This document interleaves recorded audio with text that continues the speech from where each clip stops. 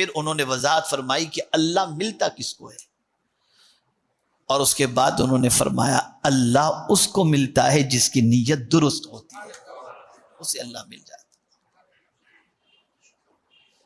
ہم اپنی زندگی میں اپنے کاموں کا جائزہ لیں، بہت کم شاید کوئی کام ایسا ہوگا جس کے اندر ہماری نیت درست ہو۔ درست سے مراد یہ ہے کہ وہ ہمارا کام خالص اللہ اور اس کے رسول جل جلالہ و صلی اللہ علیہ وسلم کے لیے ہو۔ ہماری ہر کام کے اندر نیت جو ہے یا تو فطور والی ہوتی ہے یا اس نیت کے اندر دنیا کی چیزوں کے حصول کا مقصد پوشیدہ ہوتا ہے، یہاں تک کہ خانہ کعبہ کی زیارت۔ بلکہ میں آپ کو ایک صاحب کا واقعہ سناؤں۔ ایک صاحب بار بار حج کے لیے جاتے، ایک دن میں نے پوچھ لیا، میں نے کہا یار ماشاءاللہ آپ بھی بہت حج کر رہے ہیں، خیریت تو ہے؟ کہا بس سرکار نے فرمایا حج کرو اور مالدار ہو جاؤ۔ تو 5 دن کی تکلیف سے اگر مالداری ملتی ہے تو کیا تکلیف ہے، اٹھا لیتے تکلیف۔ حقیقت میں آقا کریم صلی اللہ علیہ وسلم کا ارشاد ہے حج کرو اور مالدار ہو جاؤ، لیکن مالداری کے لیے حج کرو یہ نہیں فرمایا۔ قرآن کہتا ہے وَأَتِمُّ الْحَجَّ وَالْعُمْرَةَ لِلَّهِ، اللہ کے لیے حج اور عمرہ کرو، مقصد صرف۔ اور یہاں حضور کا ایک ارشاد میں آپ کو سناؤں تو آپ کا ایمان تازہ ہو جائے گا۔ رسول گرامی وقار صلی اللہ علیہ وسلم نے ارشاد فرمایا جس نے میری زیارت کے علاوہ کوئی اور دل میں نیت نہ رکھ کر مدینے آیا، اس کی نیت کیا تھی؟ صرف میری زیارت، یعنی میری قبر کی زیارت، میرے آستانے کی زیارت، اس کے علاوہ کوئی اور نیت نہیں۔ سرکار فرماتے جو صرف اس نیت سے آیا قیامت میں وہ میرے پڑوس کے اندر ہوگا، قیامت میں وہ میرے پڑوس میں ہوگا۔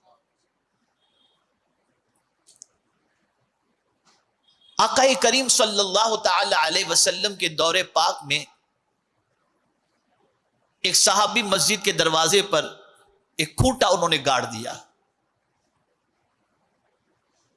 کچھ دیر کے بعد دوسرے صحابی تشریف لائے، انہوں نے اس کھوٹے کو اکھاڑ کر کے پھینک دیا۔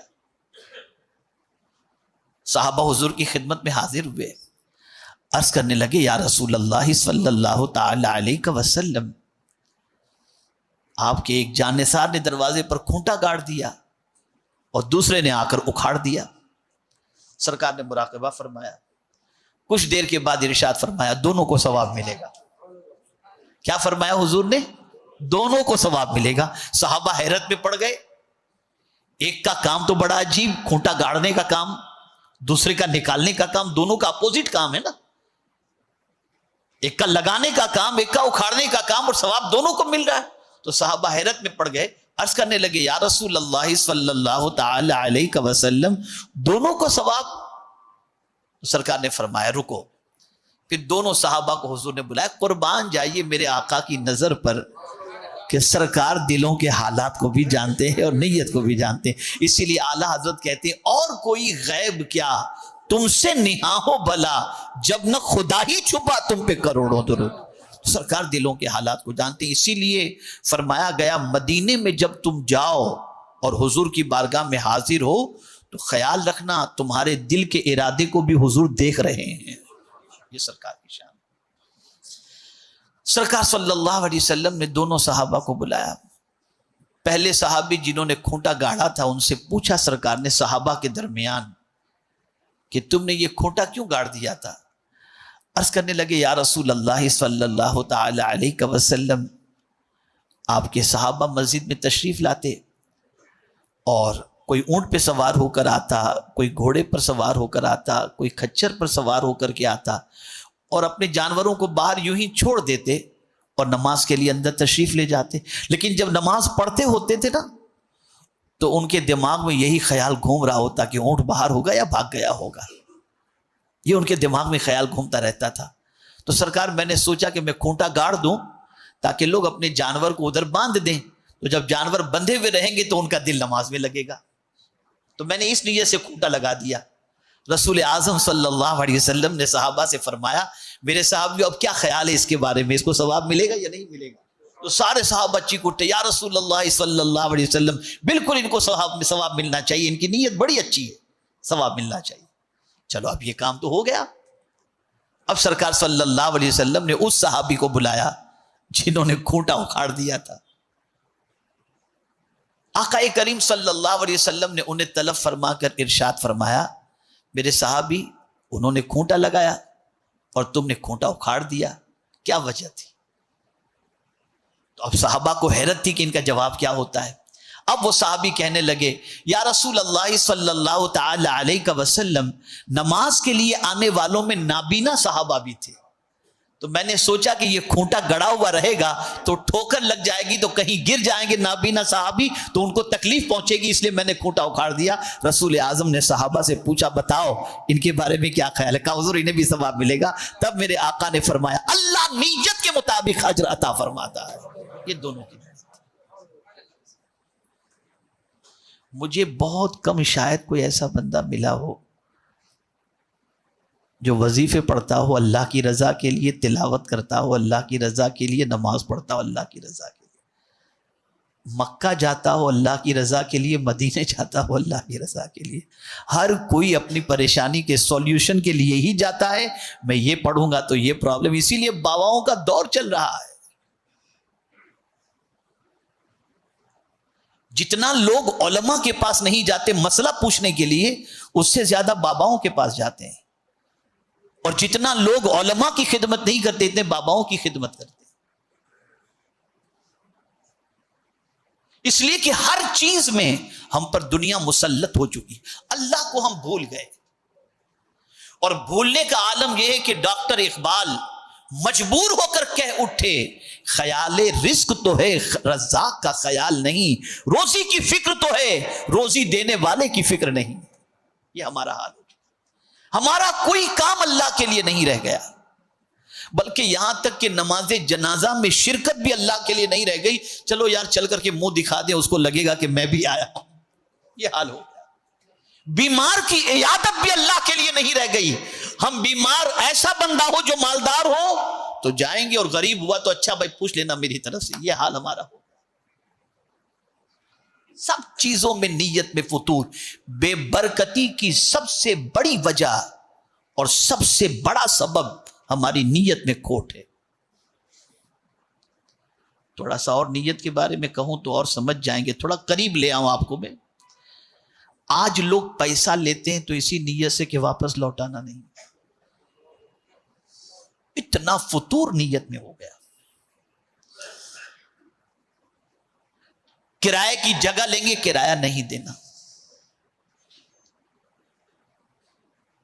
اور پھر شکایت کرتے ہیں برکت ختم ہو گئی. پہلے نیت تو ذرا دیکھ تیری کیا ہے. مجھے یاد ہے ایک صاحب مسجد نبوی شریف کے صحن میں نماز پڑھ رہے تھے, باہر کی سائڈ میں گنبد کے ادھر, اور بہت دور پڑھ رہے تھے. تو میں نے ان سے گزارش کی, میں نے کہا یار اندر آرام سے نماز پڑھو, وہاں سے گنبد بھی نظر آتا ہے, مسجد کے اندر بھی ہوگا, تھوڑا سا اچھا رہے گا. کہا نہیں, مجھ سے ملنے والے بہت سارے لوگ ادھر سے گزرتے ہیں نا, تو مجھے نماز پڑھتا ہوا دیکھ کر رک جائیں گے تو میری ان سے ملاقات ہو جائے گی. میں نے کہا یا اللہ یہ حال ہے. وہاں بھی اپنی فکر, وہاں بھی اپنی فکر. تو نیت کو درست کرو. اسی لیے امام عشق و محبت نے فرمایا آدمی نماز کے لیے جب جاتا ہے مسجد کے لیے تو پہلی نیت تو اس کی ہوتی ہے نماز پڑھنا, لیکن فرماتے کہ اور نیتیں ساتھ میں کر لیا کرو. میں اس لیے مسجد میں جا رہا ہوں کہ پہلی صف میں جگہ مل جائے تو مجھے اس کا ثواب مل جائے. میں اس لیے مسجد جا رہا ہوں کہ اللہ کے گھر کی زیارت کروں گا جس سے میرے قلب کو سکون نصیب ہو جائے گا. میں اس لیے مسجد جا رہا ہوں کہ راستے میں مسلمان بھائی مجھے ملیں گے تو میں ان کو سلام کروں گا. میں اس لیے مسجد جا رہا ہوں تاکہ جلدی پہنچ کر تحیۃ المسجد ادا کر لوں گا.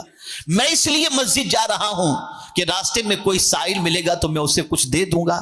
میں اس لیے مسجد جا رہا ہوں تاکہ کوئی بھٹکا ہوا انسان مل جائے تو اسے راستہ دکھا دوں گا. میں اس لیے مسجد جا رہا ہوں کہ کوئی پیدل جانے والا ہو تو میں اس کو اپنی سواری پر بٹھا کر کے لے جاؤں گا. فرماتے ہیں کہ اگر یہ نیتیں تم نے کر لی تو مسجد تو جا ہی رہے اور نماز تو پڑھو گی. اتنی نیتوں کے عوض میں اللہ اس کا ثواب بھی تمہیں عطا فرما دے گا. مولانا روم رحمت اللہ تعالی علیہ فرماتے ہیں کہ ایک شخص نے اپنا گھر بنایا تو روشن دان اس نے لگایا کہ نیت یہ تھی کہ یہاں سے روشنی آئے گھر کے اندر. پوچھا گیا اس سے کہ یہ روشن دان کیوں لگایا؟ اس نے صاف لفظوں میں کہہ دیا تاکہ روشنی آئے. کہا بے وقوف، اگر تو نیت کر لیتا کہ میں نے روشن دان اس لیے لگایا ہے تاکہ یہاں سے مجھے اذان کی آواز آئے تو روشنی تو آ ہی جاتی، اذان کی نیت سے روشن دان لگانے کا ثواب بھی اللہ تجھے عطا فرما دیتا. تو یہ ہے نیت. جتنی نیت پیور ہوگی اتنی برکتیں آپ کو نصیب ہوں گی، اور جہاں نیت میں کھوٹ سب بے برکتی ہی بے برکتی، پھر برکت نہیں آ سکتی. اور نیت ایسی چیز ہے، ہزار ہم دنیا کو بتاتے جائیں کہ میری نیت تو بہت اچھی تھی، اس سے نہیں چلے گا. آپ قدرت کے بارگاہ میں جواب دو. اسی لیے قرآن کی قل ان تخفوا ما فی صدورکم او تبدوه یعلمہ اللہ ویعلم ما فی السماوات وما فی الارض واللہ علی کل شیء قدیر. میرے محبوب صلی اللہ علیہ وسلم آپ فرما دیجئے ان تخفوا ما فی صدورکم، جو کچھ تم نے تمہارے دل کے اندر چھپا کے رکھا ہے، یعنی تمہارے دل کا جو ارادہ ہے، وَإِن تُبْدُوهُ، اور جو کچھ تم ظاہر کر رہے ہو، کوئی جانتا ہو یا نہ جانتا ہو، اللہ جانتا ہے.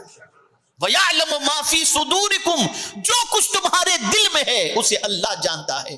اور صرف دل ہی کی بات کو نہیں جانتا، وَيَعْلَمُ مَا فِي السَّمَاوَاتِ وَمَا فِي الْأَرْضِ، جو کچھ آسمان میں ہے وہ بھی جانتا ہے، اور جو کچھ زمین میں ہے وہ بھی اللہ جانتا ہے. اس سے کوئی چیز چھپی ہوئی نہیں، کوئی چیز چھپی ہوئی نہیں. تو جب کوئی چیز اس سے چھپی نہیں، اس لیے نیت کو درست کرو. محدثین فرماتے کہ اس ایک حدیث کے اندر ایک تہائی اسلام موجود ہے. اسی لیے امام بخاری رحمت اللہ تعالی علیہ نے پہلی حدیث جو اپنی کتاب کے اندر بخاری شریف کے اندر درج فرمائی، نقل فرمائی، وہ یہی حدیث ہے. بلکہ امام غزالی رحمت اللہ تعالی علیہ نے اپنے بیٹے کو جب نصیحت فرمائی تو آپ نے فرمایا میں نے 4,00,000 حدیثوں کا نچوڑ 4 حدیثوں کے اندر جمع کیا ہے. ان میں سے پہلی حدیث امام بخاری امام اعظم ابو حنیفہ رحمت اللہ تعالی علیہ نے فرمایا وہ انما الاعمال بالنیات، جیسی نیت. اب ایک واقعہ آپ کو سناؤں گا تو اس سے مزید نیت کی اہمیت آپ کی سمجھ میں آ جائے گی. ایک بادشاہ تھا، وہ گرمی کے موسم کے اندر کہیں سیر و تفریح کے لیے نکلا. تو نکلتے نکلتے بہت دور نکل گیا، وہ بہت دور نکل گیا. اسے پیاس لگی تو اسے خیال تھا کہ کہیں سے کوئی شربت مل جائے تو اچھا ہو جائے، تھوڑی سی راحت مل جائے. اس میں ایک انار کا باغ اسے نظر آ گیا. اس نے خدام سے کہا کہ باغ کی طرف سواری کو لے چلو. باغ کی طرف لے کر کے گئے. باغ کے مالک کو بلایا گیا. باغ کا مالک دوڑتا ہوا آیا. بادشاہ نے کہا کہ بھئی ایک اچھا سا شربت بنا کر انار کا مجھے پیش کیا جائے. اس کی خوش نصیبی، وہ سوچا کہ چلو بادشاہ آج ہمارے یہاں مہمان.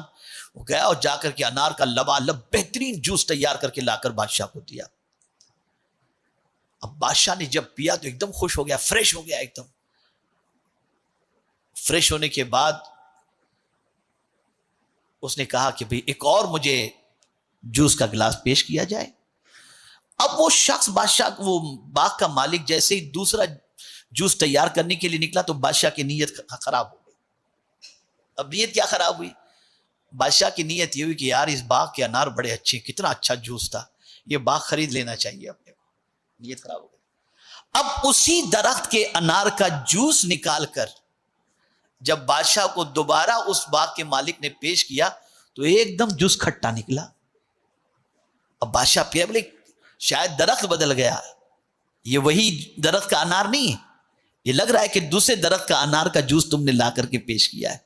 کہا نہیں بادشاہ سلامت، اسی انار کا درخت، اسی درخت کا انار ہے جس درخت کے انار کا جوس پہلے میں نے آپ کو نکال کے دیا تھا، اسی درخت کے انار کا جوس ہے، لیکن شاید اس میں کھٹاس اس لیے پیدا ہو گئی کہ آپ کی نیت میں گڑبڑ کچھ ہو گئی. تو جہاں نیت خراب ہوئی بے برکتی شروع. نیت اچھی تھی، پھل اچھا تھا. نیت بگڑی، پھل بگڑ گیا. آج جو کچھ بھی پوری دنیا کے اندر مسلمانوں کے ساتھ، انسانوں کے ساتھ ہو رہا ہے، سب کی نیتوں میں الا ماشاء اللہ فطور فطور اور فطور ہے. اللہ کے لیے کوئی کام رہ نہیں گیا. मौत मैयत से लेकर बीमारी तक, इबादत से लेकर उम्रा हज तक, सब चीज के अंदर सिर्फ और सिर्फ इल्ला माशाअल्लाह नीयत के अंदर खोट के अलावा और कोई चीज नजर नहीं है। इसलिए सरकार सल्लल्लाहु अलैहि वसल्लम की बारगाह में उम्मुल मुमिनीन हजरत आयशा सिद्दीक़ा रदी अल्लाह तआला अन्हा फरमाती हैं, अर्ज करती हैं कि सरकार सल्लल्लाहु अलैहि वसल्लम ने फरमाया कि एक काफिला आएगा जो काबे पे हमले की गरज से आएगा, मेला लगा होगा, अल्लाह ताला उन सबको धंसा देगा। तो उम्मुल मुमिनीन हजरत आयशा सिद्दीक़ा रदी अल्लाह तआला अन्हा अर्ज करती हैं, सरकार वहां मेले के अंदर तो बहुत सारे लोग दुकान लगाकर बैठे होंगे कारोबार करने के लिए, उनका तो काबे पर हमले का कोई इरादा नहीं था, उनको क्यों धंसा दिया जाएगा? सरकार ने फरमाया उस वक्त उनको धंसा दिया जाएगा, लेकिन जब कब्र से वो उठेंगे तो अपनी नीयतों के मुताबिक उठेंगे और उसी के मुताबिक उनके साथ फैसला किया जाए। नाज़रीन इकराम, इसी तरह के और वाक़यात और बयानात सुनने के लिए चैनल को सब्सक्राइब करें, बेल आइकन को दबाएं ताकि अगले आने वाले वीडियो का नोटिफिकेशन तुरंत आपके पास पहुंच जाए।